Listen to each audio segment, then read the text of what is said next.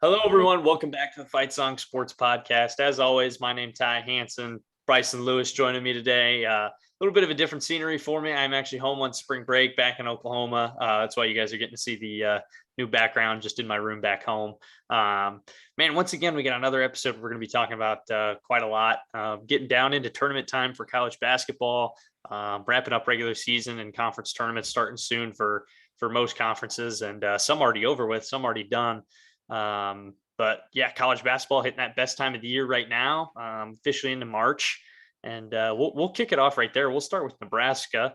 Man, what a couple of last regular season games they've had. They beat Penn State, beat Ohio State. They go into Wisconsin and beat them 74-73. Alonzo Verge has that big clutch three there at the end, and a devastating loss for Wisconsin. It keeps them from having the 1 seed in the Big Ten tournament. I believe that due to tiebreakers. I think they split with Illinois, co-Big Ten regular season champs, but I think because of tiebreakers, the Big Ten rules are really confusing about that. And in a game where you don't have Bryce McGowens and you lose Trey McGowens early, actually to an ejection, and if you watch the game, a wild game, like technical fouls called, you get McGowens ejected. One of the techs, nothing happened. Just turn around and look at the not even the ref, but a Wisconsin player, you get teched up for it.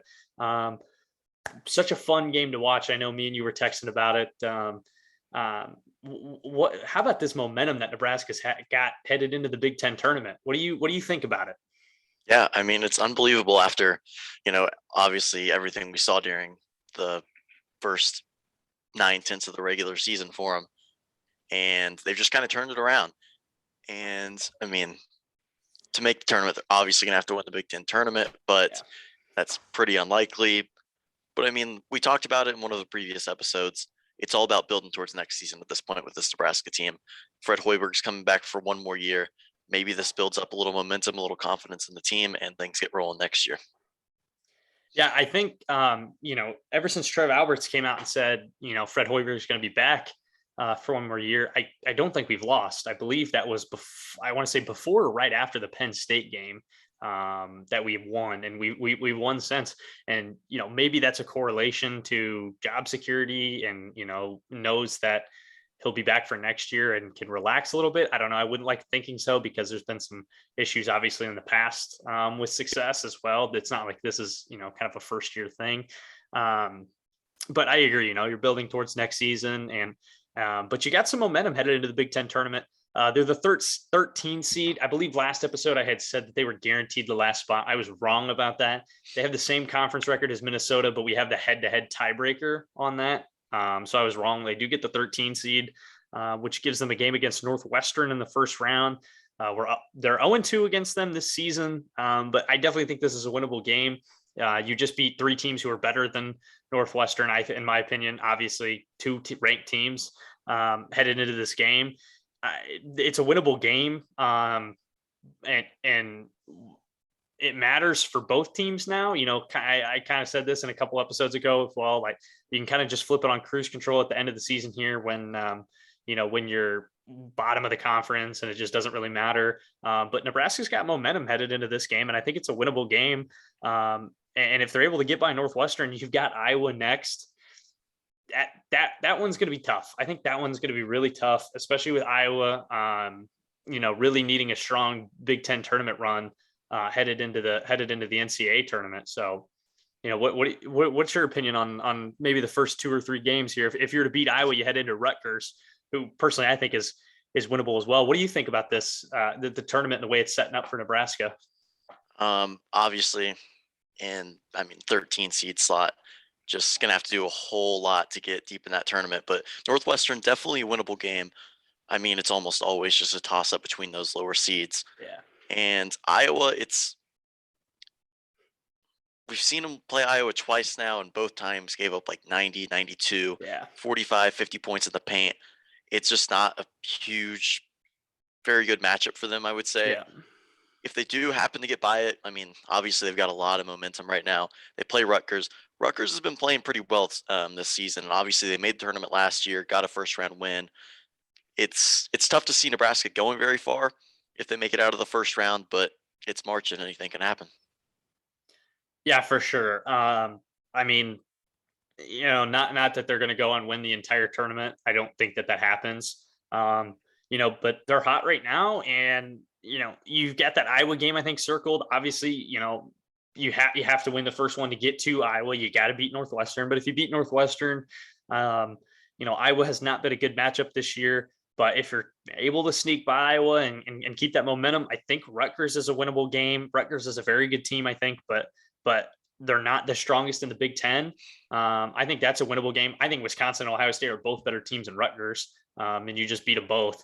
So I don't know. I mean, it's interesting. Do they go on and win the entire tournament? Probably not. And if they do, what do you I mean? Where do you seed them? 14, 15, probably. I don't know.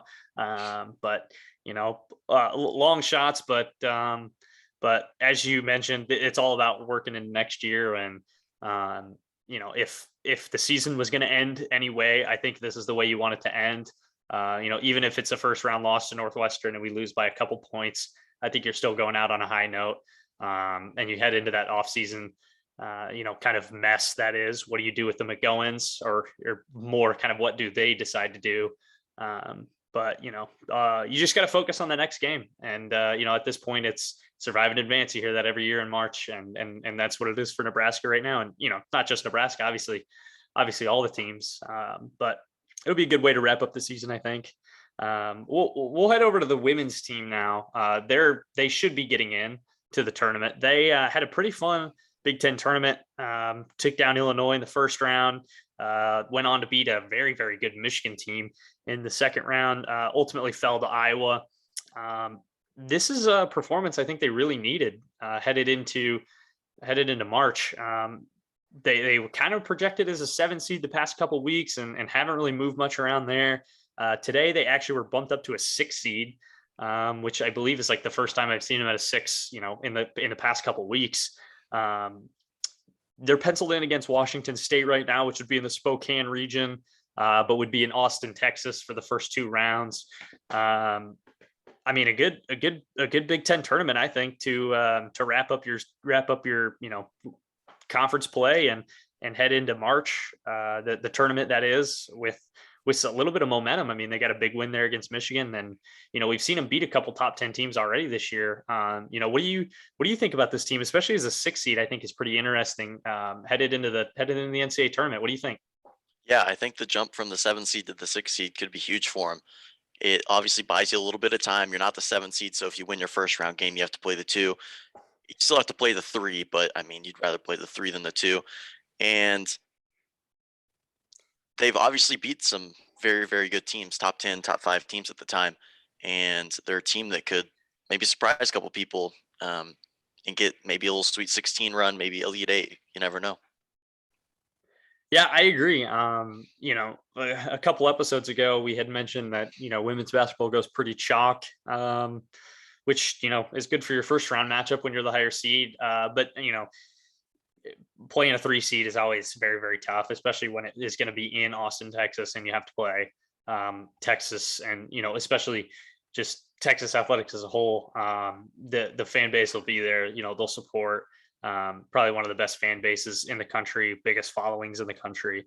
But I think it's a team that could maybe do some damage. I think it's just especially because we've seen them play so well against some top 10 teams.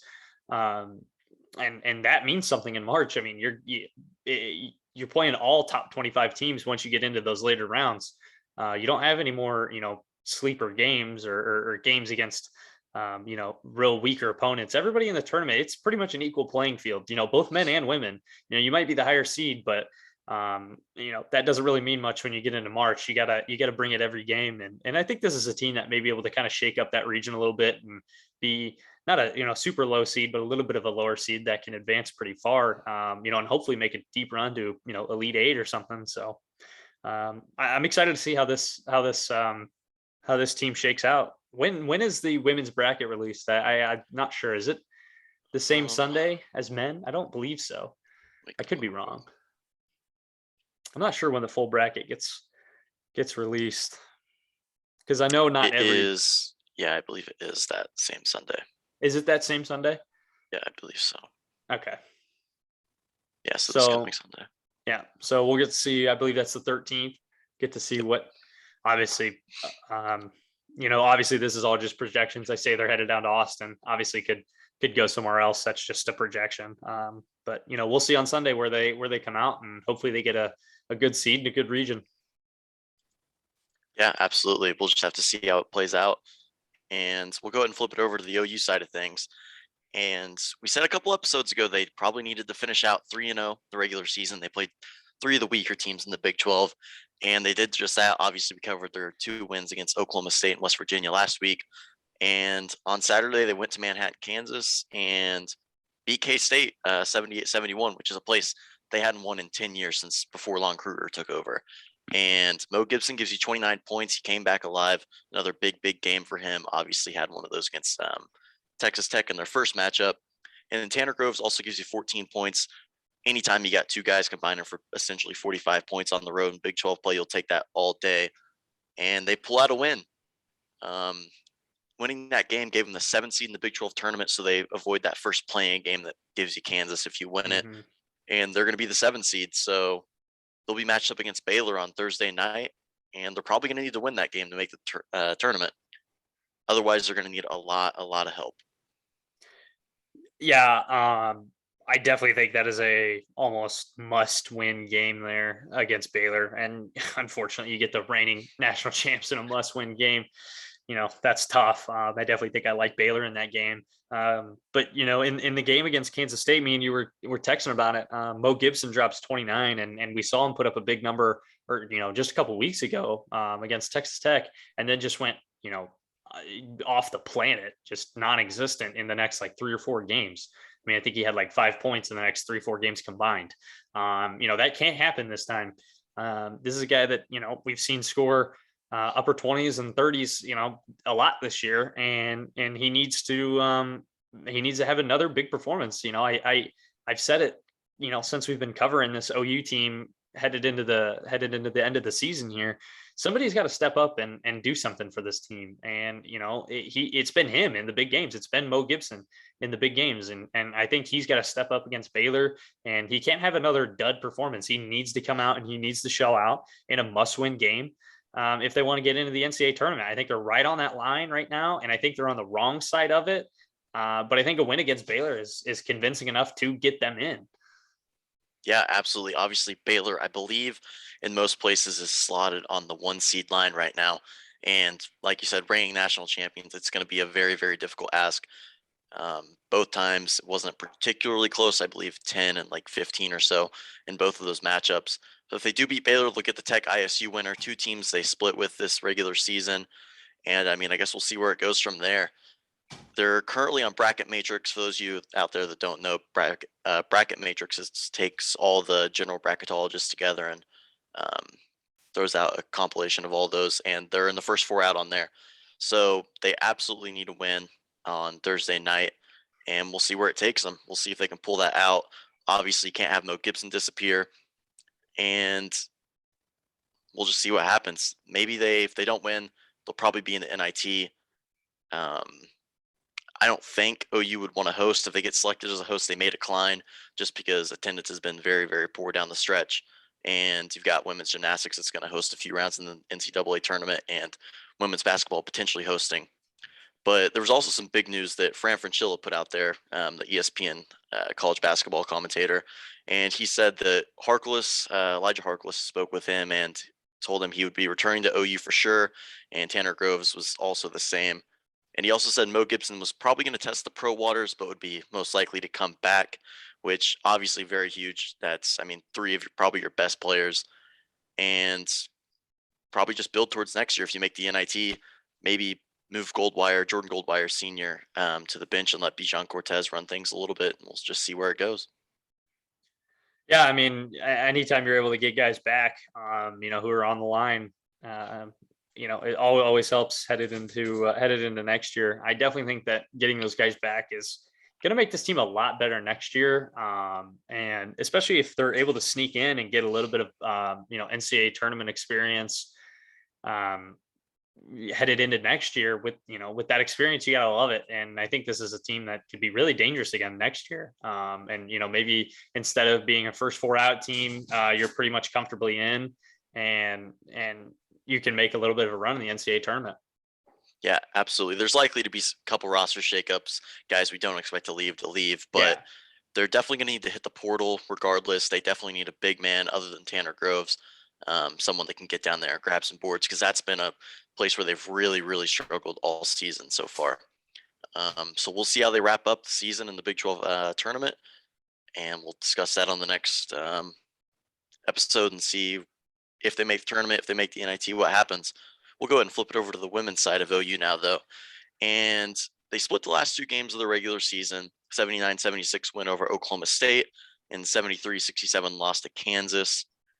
And that's going to set up a rematch in the first round of the Big 12 tournament for them. They're going to be the 4 seed taking on Kansas as the 5 seed on Friday. And that's a game they probably need to win. Right now, they're still slotted as a 4 seed, which would mean they would still host the first 2 rounds of the NCAA tournament. But you're really on that line. If you end the season with back-to-back losses to a team like Kansas, you're probably not going to stay on that top 4 seed line and host. Yeah, and not only back-to-back losses, but also back-to-back losses to the same team. That never looks good. That is something that will definitely get highlighted when looking at that resume. I do think that even though they're going to be the higher seed and the favorite for that game, it's it's still a must win. They're in comfortably into the tournament. They don't have to worry about missing. They're definitely in, but you want games at home. You don't want to go somewhere else. You want your own fans in the building. You want your own routines and everything. It's a must win game if they want that. Yeah, absolutely. And I mean, obviously, with girls like Maddie Williams and Taylor Robertson, they can go out there and compete with any team in the country pretty much. So we'll see how that goes for them coming up this weekend. And we'll go ahead and flip it over to Nebraska baseball, and they went 3-1 on the weekend. Give us the rundown on that. Yeah, they had a really good weekend. They needed a good weekend. Things were going south for them really quickly off the start. They needed a great weekend, and they pretty much got one. And I say pretty much. They had one inning, man. They had one inning that just kind of put just that. It didn't complete. It wasn't. They didn't get the cherry on top this weekend that they needed. You're up 3-0. They go 3-1. They beat Northwestern State twice. They lose one game to UTA, Texas Arlington, and in that one game, you're up 3-0 headed into the ninth. Pitching staff was dominant all weekend. They're dominant all weekend. You come into the ninth, you're up 3-0, which is a fairly comfortable lead, and you give up a 4 spot and lose. I mean, that's just not going to get it done. They allowed runs in 2 innings the entire weekend. 4 games, they allowed runs in 2 innings. That's mind-blowing. And it's almost the same story that we had about OU earlier in the season when they were in Arlington, that you give up runs in 2 innings and you lose a game. I mean, that's just, it's kind of unacceptable. But you can look at that 2 ways, because you've got a loss and you've only given up runs in 2 innings the entire weekend. You should be 4-0. So you're kind of frustrated about that. But also, if you throw out the results of those games and you just look at that stat in its own, that's incredible. That just shows you how dominant your pitching staff was in the weekend. I've said it before. You're coming out with the series win. You play 4 games. You're 3-1. You're happy about that, especially knowing what happened the first 2 weekends. You start to get things back on track, and maybe kind of calm down in the locker room, and practices are a little bit less tense. And you just got some good vibes going around, but you just kind of look back and you're like, man, that 1 inning just really ruined the whole weekend. I mean, you can give up 2 runs there and win 3-2, and everything's good, or even take it into extras and win the game in extras. That one inning just kind of got there, and in that inning, you bring in Colby Gomez into pitch, a guy who was coming off of an injury last year, did not pitch last year. Is a 2-way guy who didn't hit in 2020. He hit in 2019 and hasn't hit since, and is lighting it up now. with the bat. So, but you bring him in to pitch. He's pitched once this year through like 5 pitches, but, got his outs. And, he gets you 2 outs, but he gives up 5 hits, 4 earned runs, 1 walk, and a hit by pitch. And that walk being a walk-off walk. It's one guy, one performance that just kind of puts that damper on the entire weekend. But the thing about him I've got on here, high risk, high reward. He's hitting 379 right now. He's got 11 hits in 8 games with having an 8-game hitting streak. He's hit safely in all 8 games. It's his first time hitting since 2019 in a game. But he's also got 11 Ks and 29 at bats. So, that's a pretty high K rate, but he's also getting on base. He's getting hits and he's getting extra base hits as well. So he's doing it with the bat. And then, obviously it's tough to ask a guy to do it with the bat and with the arm. But, especially when you're a closer, it's not a bullpen guy that's coming in in the 6th or 7th.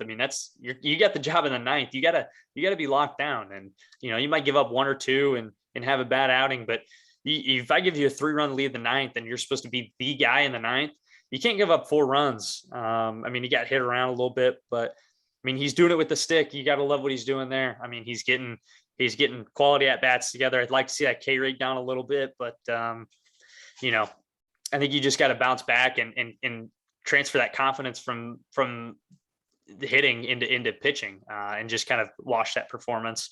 But moving on from this weekend, they have a midweek Wednesday at Kansas State, old Big 12 opponent. That'll be a good one there, and one that should be winnable, but we'll see. And then they open up at home this weekend against Long Beach State. Long Beach State went into Mississippi State earlier this year and took the series from them, and then got swept by Sacramento State.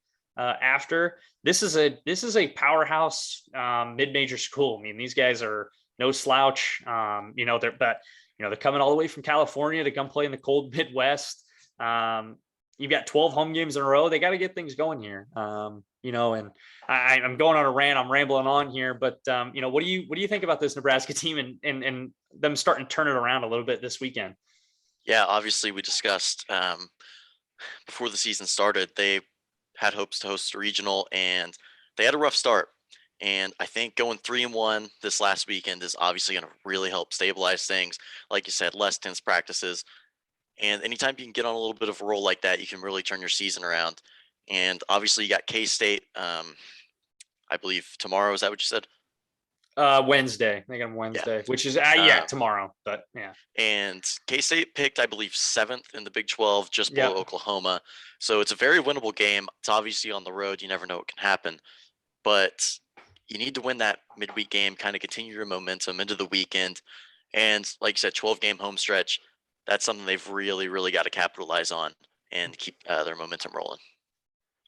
Yeah, for sure. And, anytime you're playing a midweek, you're getting Johnny Holstaff, you're getting the whole bullpen. Everybody's thrown on a midweek. You're not getting the ace. You're not getting the Friday, Saturday, Sunday guy.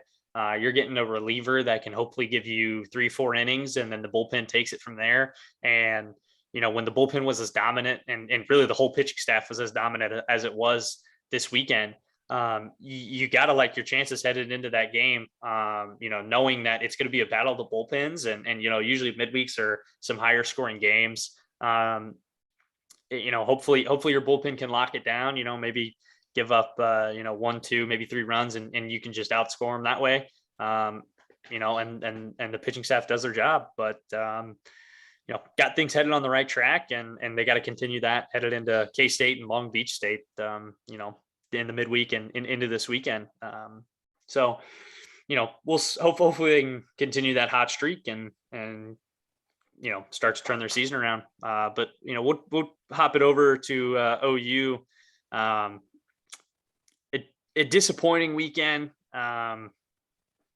You had 3 ranked teams and a weekend that we said was going to be really important to show the strength of this team.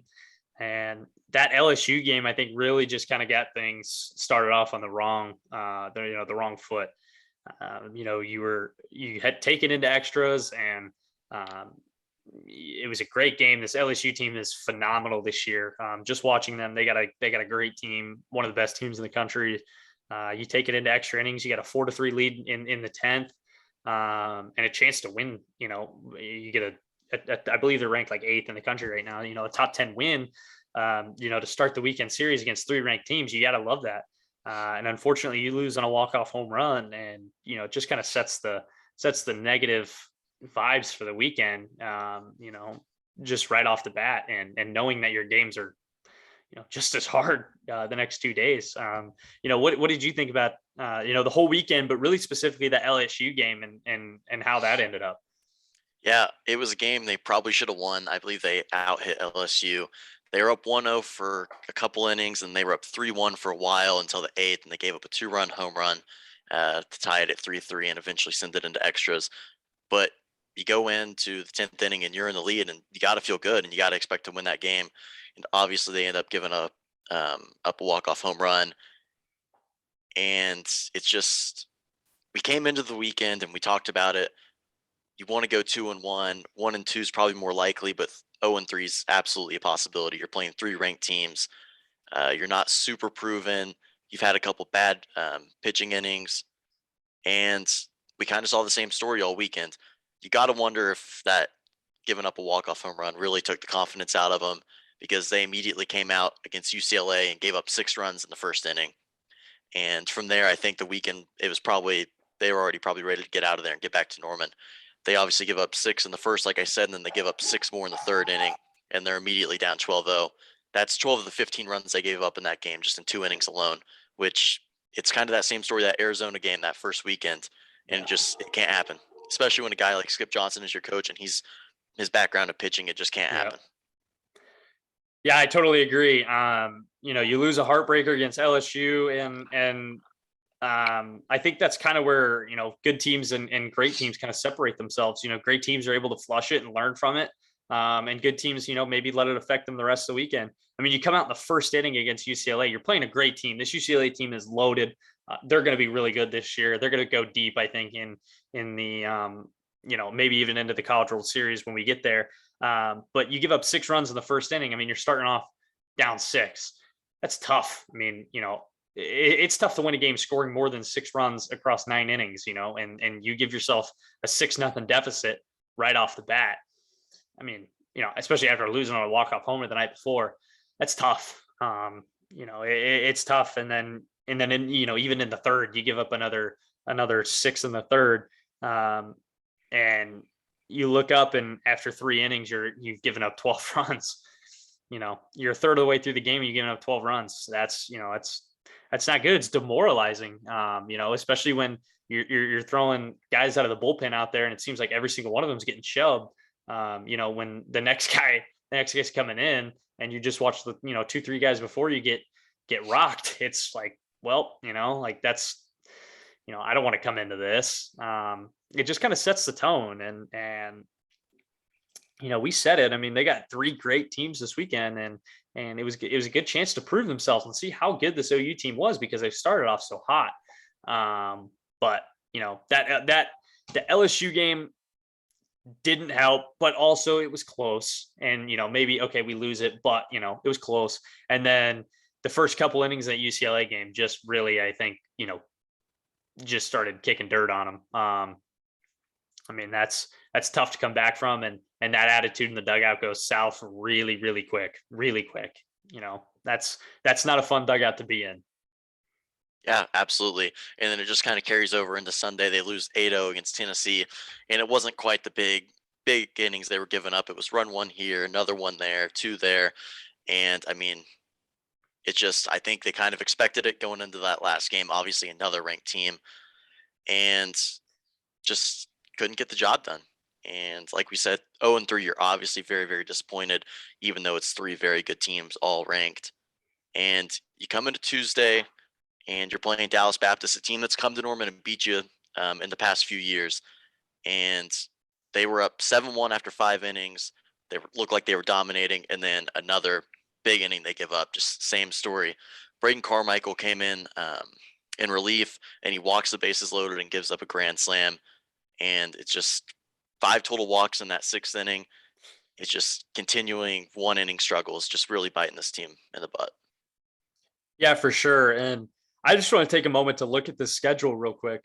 You've got LSU, UCLA, Tennessee down in Houston. You've got Dallas Baptist in a midweek. And then this weekend, you've got UTSA coming who beat Stanford, one of the best teams in the country. I mean, that's tough. That is tough.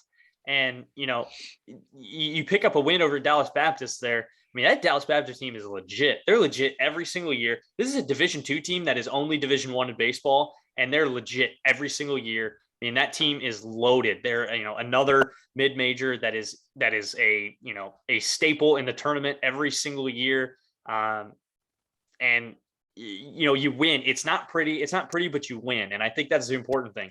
There's a big difference between, winning 8-7 and giving up 2 more runs and you lose 9-8, obviously, but you're still coming out with the win. Like, okay, that was close. We didn't play well, but we found a way to win.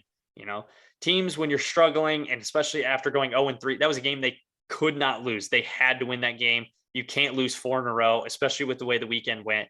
And your offense maybe bails you out a little bit. The pitching staff, the struggles are still there, but you found a way to win. That's what's important. Your pitching staff's not always going to be great. Your hitting's not always going to be great. You're not always going to play great defense. You're going to play teams that are better than you and are going to outcoach you throughout the year. But good teams and great teams find ways to win. And I think that's what they did against Dallas Baptist and what they needed to do.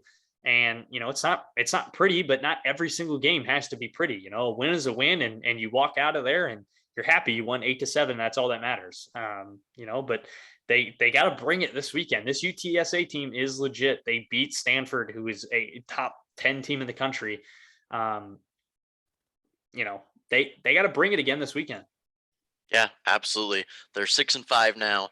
You need to try and get out of here at least 2-1. It's obviously a very, very difficult series, and we'll see what happens. I mean, if they come out of this and they take the series, get their confidence back a little bit, and they can keep rolling in non-conference play, because obviously they're going to get into Big 12 play, and they're going to play some even more just excellent baseball teams, and they can't afford to drop many games.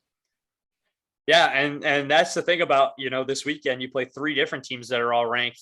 That's no different than having to play Texas or OSU or Texas Tech. Some of these great Big 12 baseball teams, you got to play them for 3 games in a conference weekend series. I think it's better to go play these tough ranked teams early in the season, than playing teams that you're just going to walk over and score 20 runs every game and go 3-0. Yeah, it looks good. It might help your at-large bid chances late in the season. But this prepares you, especially for the Big 12. This is probably one of the best baseball, is one of the best baseball conferences in the country. So, you kind of got your teeth kicked in a little bit this weekend, but maybe it humbles them. Good and great teams are going to take a lesson from it, learn from it. And, they're not going to let that happen again when you get these tough Big 12 series later in the season. And I mean, even you saw Oklahoma State this weekend. Oklahoma State got swept by Gonzaga. I mean, that's a great Big 12 team, and they're not starting off on the right foot.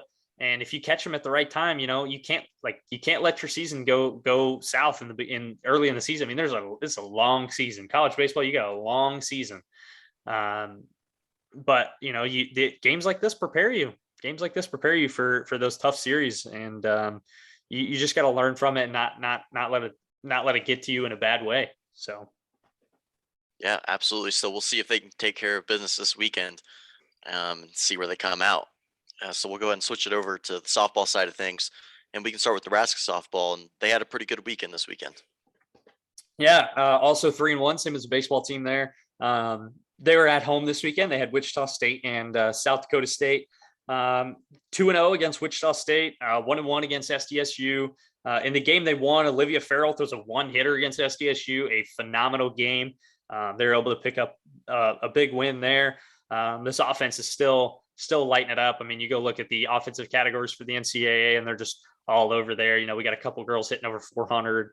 The team stats as totals are ridiculous. I mean, they got a great team so far. They're rolling right now, and hopefully they're able to continue their hot streak. And this looks like a great team. You got a pitcher throwing a one hitter, and your offense is lighting it up. That's it's a pretty good way to win some games. Having a great offense is will win you a lot of games, even if they're high scoring. But you got a pitcher that's throwing a one hitter. You'll win most of those games as well. At least I hope so. If you're throwing a one hitter, you're going to win the game.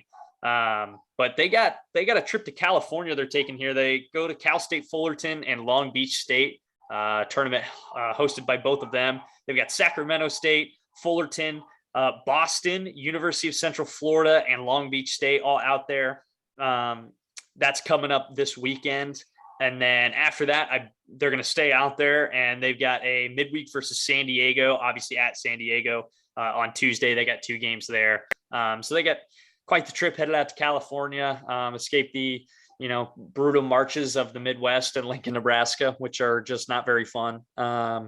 So, you're getting to play some different teams, and, that's kind of the difference between softball and baseball. Baseball, you just pretty much play series and you play the, same team for 3 games. And, softball, it's all tournaments, and, they've gotten to travel kind of all around the country, and you get to play, what do they have? Five games, five different teams this weekend. And then even, San Diego in the midweek, you get to play 6 different teams all in a week. So, that's just kind of the exciting thing about softball. You get to take a trip across the country and play a bunch of different teams from all over. So, hopefully they're able to keep up this hot streak. And, this looks like a team that's able to do some damage so far, and hopefully they can carry it into Big Ten play. Yeah, absolutely.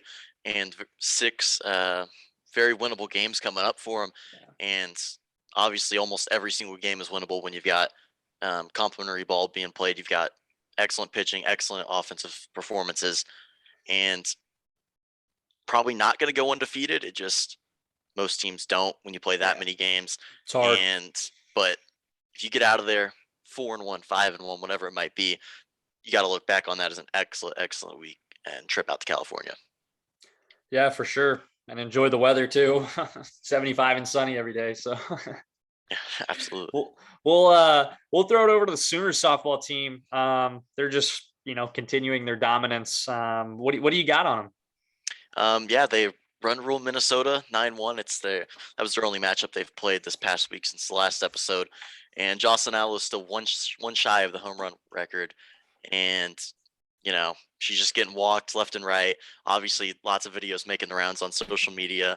Ball hasn't even left the pitcher's hand, and she's already taken off the sleeve and throwing her bat to the dugout. It's comical almost. I can't believe it. I literally can't believe it. When I saw that video, first thing I thought of is, there's a very famous David Ortiz walk where, the ball, the pitcher's still in his windup, and, he pretty much does the same thing, steps out of the box, throws the bat, and gets walked. And is, as soon as I saw that video, that's obviously going viral now, it was the first thing I thought of.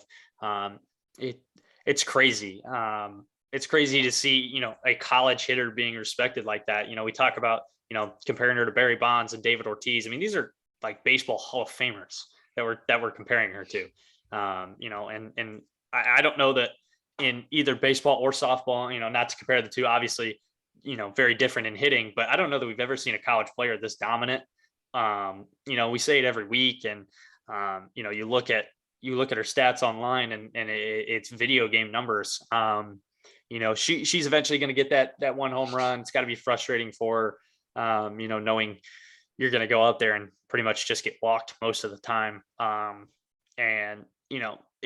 When it gets like that, it's got to be hard to kind of lock it in, because you're not really getting at bats. When you go up there and watch 4 pitches that aren't even close, you're not really mentally locked into that at bat. You're not having to, you're not seeing different pitches. You're not having to fight stuff off with 2 strikes and everything. And, you're pretty much just getting put on first base every time. So you can't get on a lull there and let that get to you. But she obviously hasn't done that for 4 years now. I don't know why that would happen now. She'll get it. It might not happen right now. It might not happen next game. She's just going to continue to get walked. But, she's obviously going to get 1 more, 2 more, whatever she needs for the record. So. Yeah, absolutely. Maybe a little bit of a conspiracy theory going on. They're going down to the Rainbow Wahine Classic in Hawaii. Obviously, she's from Hawaii. Maybe they're just trying to get her the record breaker in her home state. But they'll head down there this weekend. They'll take on Baylor, Cal, and Hawaii. 3 games that obviously they should win. Big 12 opponent, a team that played them close a couple times last year. So obviously expect them to go 3-0 this weekend, but you never know. We'll see what happens. And I really hope she gets in Hawaii. That would be awesome for her. That would be really cool. You get the all-time home runs leader in your home state. In your home state that is Hawaii. It's not like she's from Oklahoma and you hit it at OU. You're from Hawaii and you're getting to play one singular tournament out there. For 3 games. I hope she gets it out there. That'd be really cool to see for sure. Yeah, absolutely. So we'll throw it over to golf here. Finally, we got some news on Nebraska golf. Their social media was a little bit inactive, compared to what they had on the website. But they did play. They did play in the Desert Mountain Intercollegiate. Had a pretty good weekend. They finished 4th out there, 6 shots off the leader, and that was Michigan who ended up winning it. You got 4 guys that finished inside the top 25. Tom Westenberger finishes tied for 15th. He goes 73, 72, 75 for 220. That's 4 over. Put him tied for 15th. He was the team leader. Pretty good weekend, especially to open up your spring season. You go out and finish six shots off the leading team, the winning team, and you finish 4th. Definitely not a bad weekend. I think you got to be happy about that. You got guys tied for 15th, 2 tied at 20th, and Caleb Badura comes in at tying for 25th. And you get 4 over, 6 over, 6 over, 7 over. I mean, that's consistency among your whole team. It's a good way to start your season. You don't go out there and win, but you go out there and play well, and you got some guys finishing in the top 25. You can't ask for much more than that. They're off for a couple weekends. They've got the Seahawk Intercollegiate that is hosted by UNC Wilmington. That's on March 27th and 28th, which I believe is a Sunday and Monday. That is at the Country Club of Landfall, the Nicholas course, which this place is incredible. They've got 45 holes. So they've got like 5 9-hole courses. 3 of those are the Nicholas course. So they've got 27 holes that are the Nicholas course, and they're all 9 holes kind of by themselves. And then you can, you just play, the 2 9s that you want to make 18. And obviously there's different scorecards and such for each. Really cool place, beautiful place. Obviously you're getting out of the Midwest again. And you go from Arizona to North Carolina. It's gotta be fun. I don't see why they shouldn't continue their good play into their next tournament and into the rest of the season. Good way to open it up, and I think they continue it. Yeah, absolutely. Obviously, you talked about it last episode, but being able to go play in Arizona, North Carolina, not have to hit the ball off turf, being able to get onto the actual course, it makes a world of difference in how you can play. And obviously, 4th Desert Mountain Intercollegiate, only 6 shots off the leader, very packed leaderboard. Yeah. And I think you'll take a 4th place in your first event of the season. Yeah, for sure. I believe there's 15 teams down there. And I mean, 4th place isn't bad, especially when you're only 6 shots off the leader. I mean, that is, that could have gone either way headed into the final day. 6 shots sounds like a lot because you're used to watching the PGA Tour and it seems like a lot, but when you're playing a team event, that's, 2 shots for your 4 counting scores is 8 strokes. So you got all 4 guys play 2 shots better, or, you've got Tom Westenberger, who's your leading finisher at tied for 15th. He shoots a 75 on the final day. I mean, that could have easily been a 70 or 71 or something. And then, somebody else goes lower, and, there's your shots from 1 or 2 guys right there that gets you the win. And that, that's kind of the cool part about college golf, is that you're never, unless you're getting blown out, you're never really out of it, because you got 4 counting scores. I mean, one person at any given moment could blow up or go off. And that's just one of the cool things about team golf, and you don't get to see it at the professional level. There aren't team events outside of the Ryder Cup and President's Cup. There's the only times you ever get to see team events in professional golf, and college golf every weekend is a team event. So that's just one of the cool things about college golf, and you're 6 shots off the leader, but that's not that much. So hopefully they're able to continue that good play into their next tournament. Yeah, absolutely. We'll go and switch it over to the Oklahoma golf side. They didn't play this weekend. They've got the men's NIT coming up in, I believe, 2 weekends. So they've got a couple weekends off here. But Patrick Welch was named the Big 12 Golfer of the Month. Obviously, a very high honor. You got teams like Oklahoma State, Texas, Oklahoma.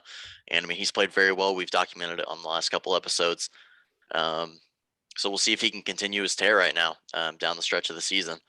And then Chris Goddard went out to Puerto Rico and played the Puerto Rico Open, which is obviously PGA Tour event.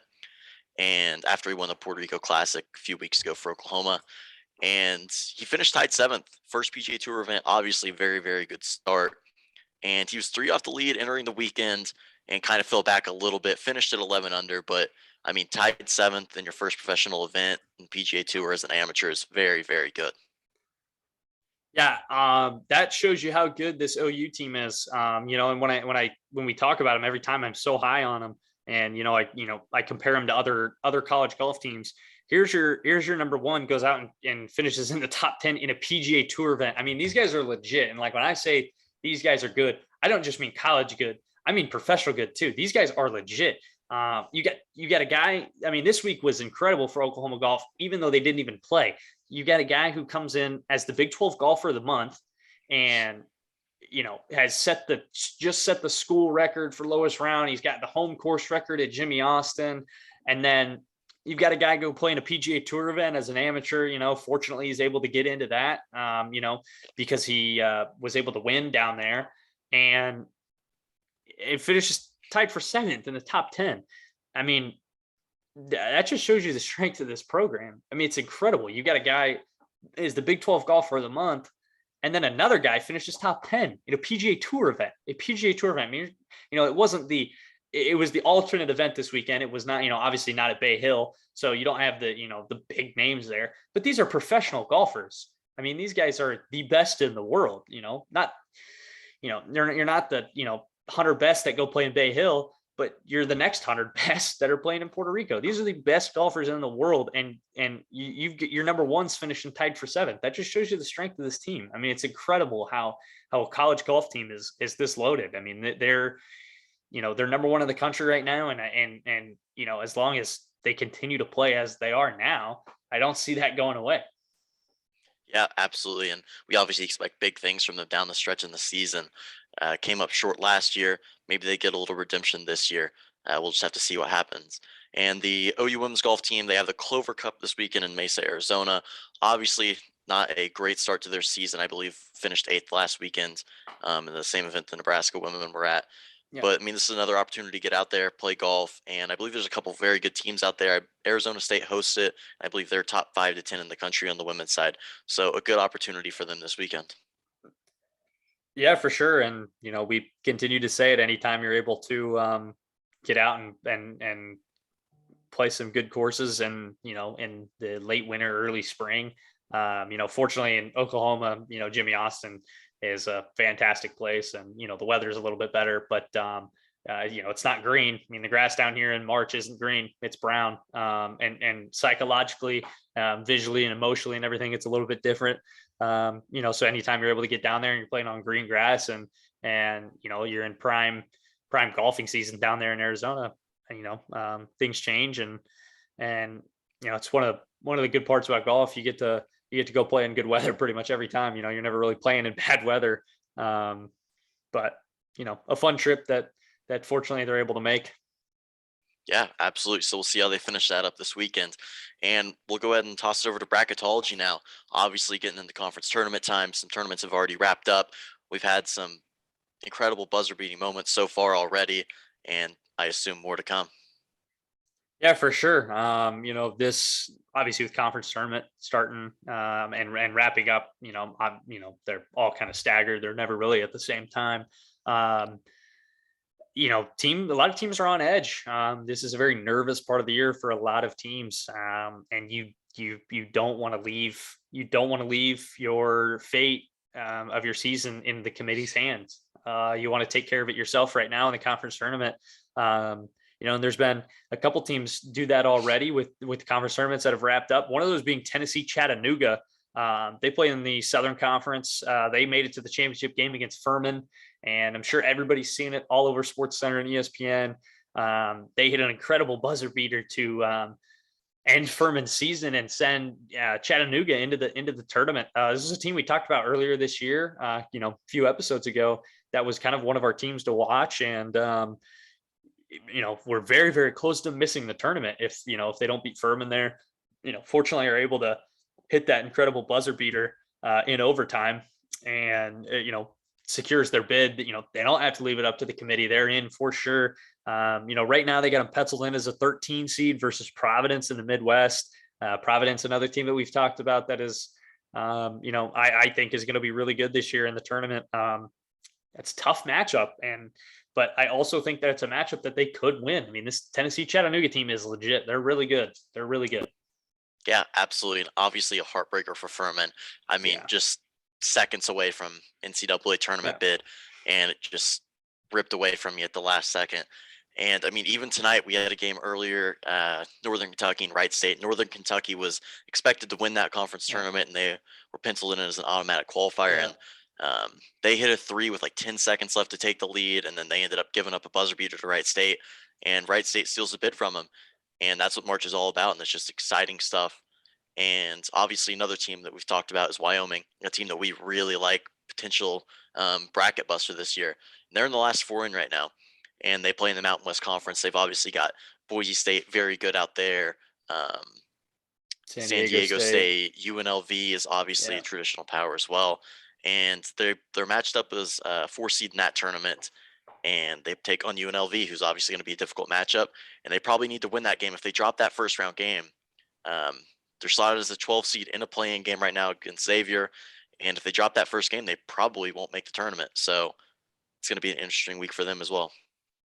Yeah, another team we discussed earlier this year, they got a really, really good team, but they're penciled in that last four in, and that's not really a spot you want to be because, although you're considered in, you've still got work to do.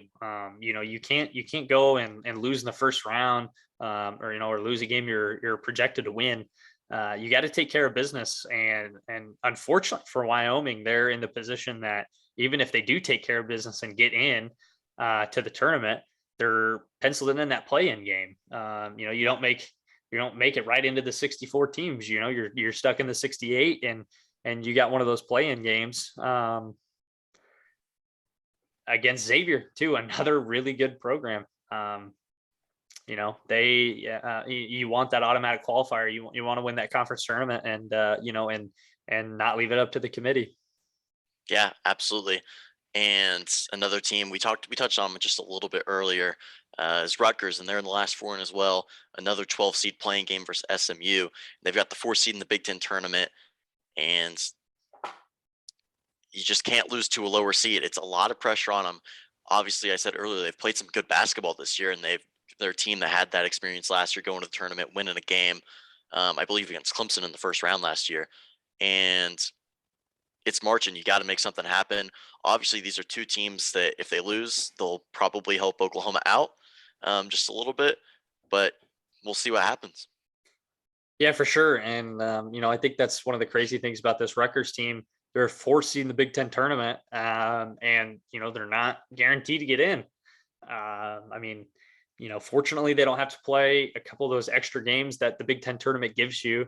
But as we mentioned earlier, you've got Nebraska, Northwestern, and then the winner of that game plays Iowa. And then obviously Rutgers will get the winner of that game. More than likely, barring an upset, you get Iowa, and that Iowa team's pretty good. If you get bounced in your first game in the Big Ten tournament, doesn't look great.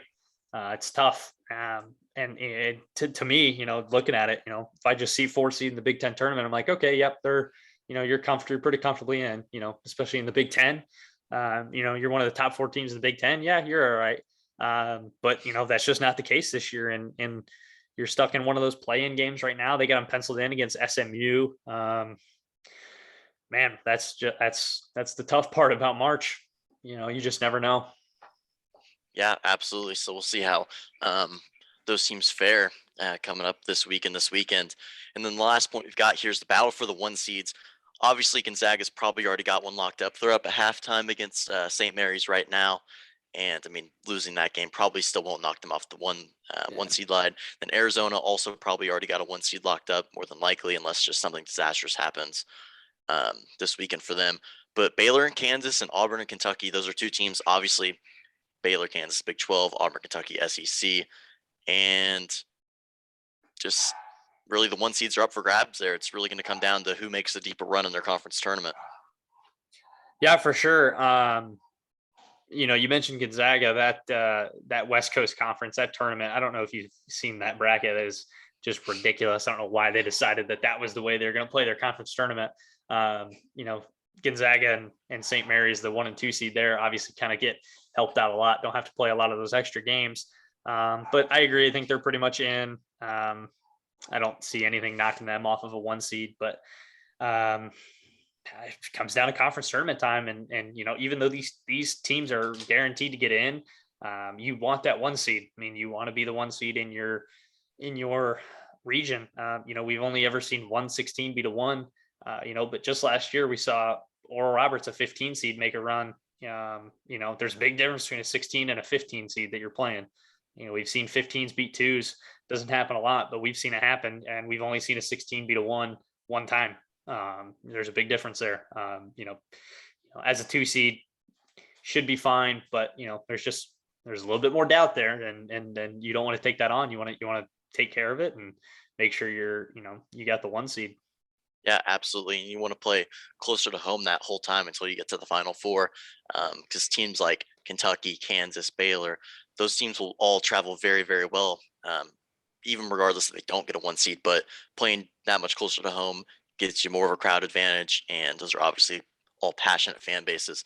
But Kansas, obviously they dominated the Big 12 for a long, long time, and Baylor, they've been, I don't want to say favorites for the Big 12 tournament before, but they've been those top 3-4 seeds, and they've gone out early before, and obviously they play Oklahoma in a couple nights, and they should win that game, but you just never know, and that's a lot of pressure if you're battling for a 1 seed.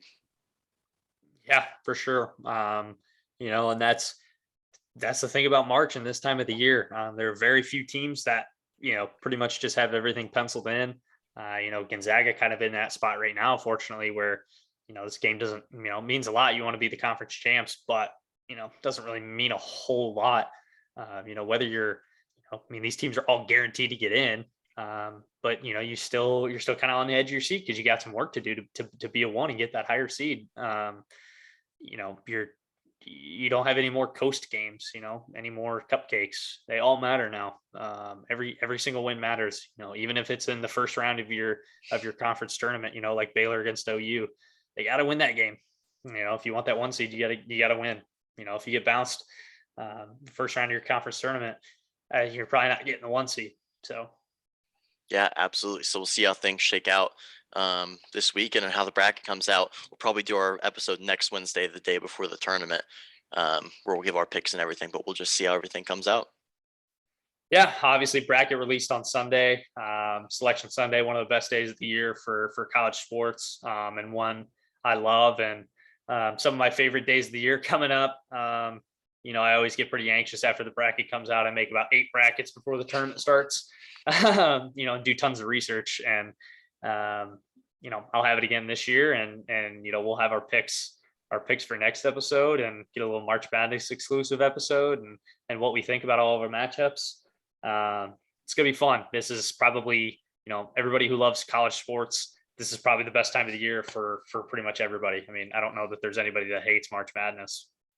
Yeah, absolutely. It's always exciting. Always Yeah. love seeing some Cinderellas and some upsets. Yeah, for sure. I think this year's going to be a good one for it too. I see a lot of top seeds that might not be real strong, and a lot of lower seeds that I think could be really good. Yeah, absolutely. It's an exciting time of the year for sure. Yeah, so we'll go ahead and wrap it up there. As we mentioned, we got the March Madness episode coming up next week. Always a fun one to do.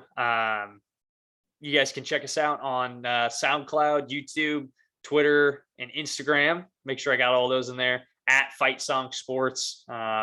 no spaces or anything, no underscores, just that at Fight Song Sports. Check us out there. Obviously, we post our episodes both to YouTube and SoundCloud, and then post updates on scores and college news around the country on both our Instagram and our Twitter. So, once again, thank you guys for tuning in and listening and watching. We will see you guys next week.